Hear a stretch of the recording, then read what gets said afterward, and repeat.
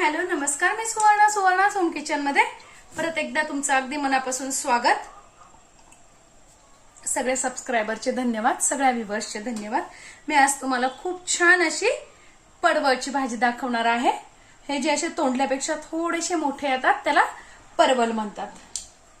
तर मी काय केले, पाव किलो परवल घेतलेले आहेत आणि ते असे सालून बघा या पद्धतीने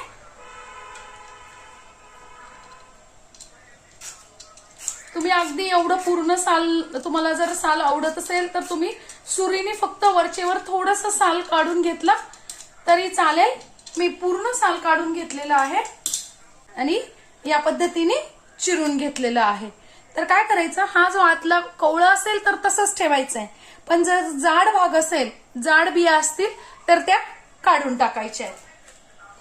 आणि तुम्हाला कसं जाड बारीक हवंय तसं तुम्ही फोडी करून घ्यायच्या आहेत.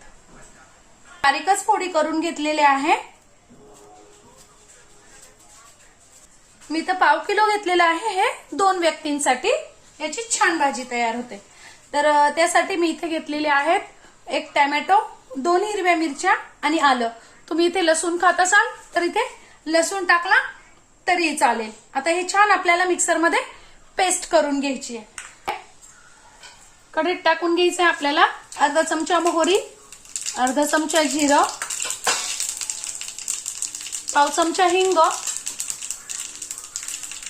थोडासा कढीपत्ता आणि चिरून घेतलेला परवळ.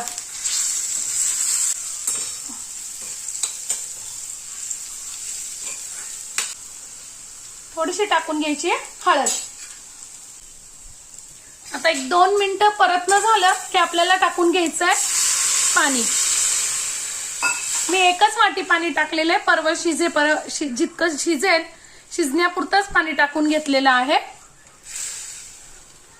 आता छान परवळ आपल्याला शिजेपर्यंत 3 ते 4 मिनिटासाठी झाकण ठेवून शिजून घ्यायचंय.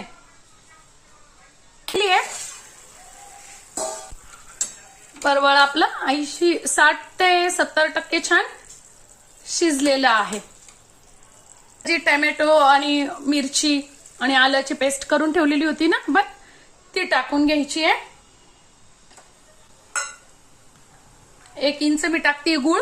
गुळ तुम्हाला आवडत असेल तर टाका, नाही टाकला तरी चालेल, पण आपण टोमॅटो टाकलाय ना त्यामुळे गुळ टाकला की चव छान येते. चमचा मीठ चवीनुसार कमी अधिक करू शकता. अर्धा चमचा तिखट, अर्धा चमचा धने जिऱ्याची पावडर.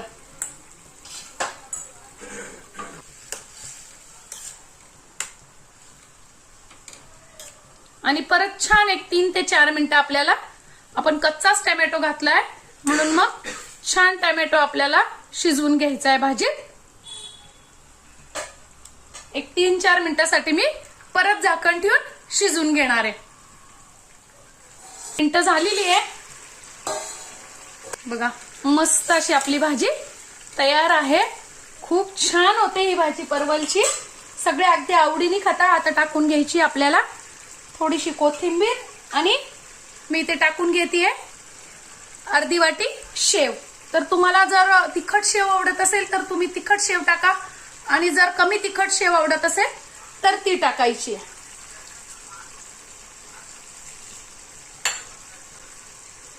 बघा किती मस्त अशी आपली परवलची भाजी तयार आहे. तुम्ही या पद्धतीने भाजी नक्की करून बघा. खूप छान लागते ही भाजी खायला.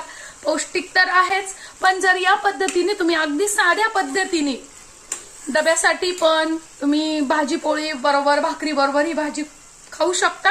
खूप छान लागते. आजची माझी ही रेसिपी तुम्हाला कशी वाटली कमेंट्स मध्ये नक्की सांगा. चॅनलला लाईक, सबस्क्राईब आणि शेअर करा. धन्यवाद.